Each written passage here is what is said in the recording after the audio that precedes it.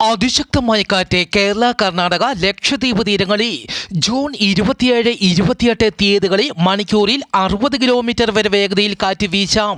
മത്സ്യത്തൊഴിലാളികൾ മത്സ്യബന്ധനത്തിന് പോകരുതെന്ന് കാലാവസ്ഥ വകുപ്പ് അറിയിച്ചു.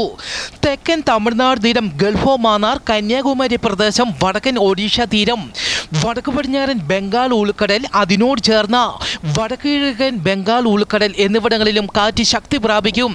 സംസ്ഥാനത്ത് ഇന്ന് ഒറ്റപ്പെട്ട സ്ഥലങ്ങളിൽ കനത്ത മഴയ്ക്ക് സാധ്യത. മലയോര മേഖലകളിലായിരിക്കും മഴ കൂടുതൽ ലഭിക്കുക. ഇടിമിന്നലിനും കാറ്റിനും സാധ്യതയുള്ളതിനാൽ പൊതുജനങ്ങൾ ജാഗ്രത പാലിക്കുക.